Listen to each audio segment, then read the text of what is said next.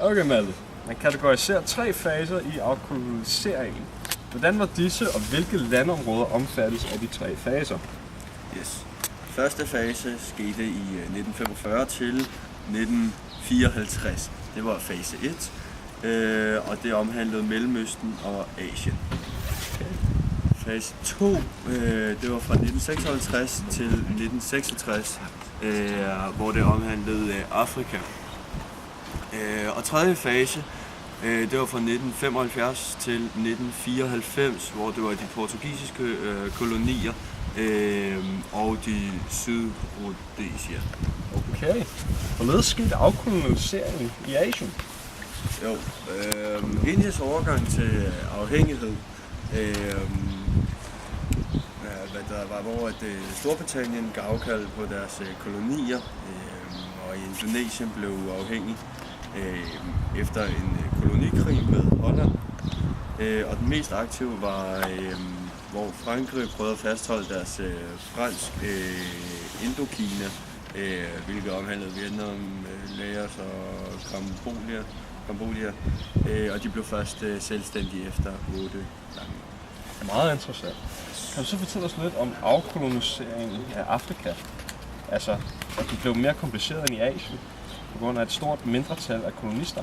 Kan du nævne nogle af disse lande med store hvide mindretal? Ja, altså det store problem var jo, at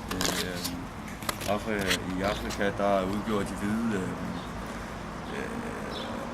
indvandrere, hvor de ligesom forsøgte at forhindre de indfødte i ligesom at få magten. Og det var specielt i Algeriet, Kenya, Sydrhodesia og Zimbabwe. Okay.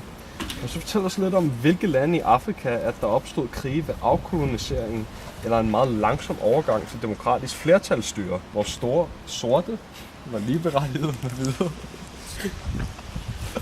Ja, altså ved midten af 1960'erne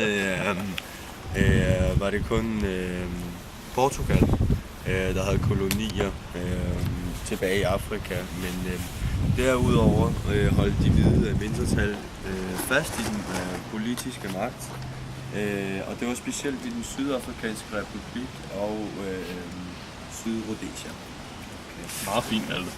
Så Mathias, kan du egentlig fortælle os, hvad der menes med udtrykket den tredje verden? Nej, så tager vi Jokke. Det er de fattige lande, såkaldte ulande, såsom Afrika og Sydamerika og dele af Mexico. Fælles for dem alle er, at de har været koloniseret af de vestlige magter. Okay. Ja. Men så kan du så fortælle os lidt om, hvordan Europa udgør ca. 25% af verdens befolkning i 1900-tallet, og i 2001 kun 6,4%. Det er ikke spørgsmålet. Ja, så stop den.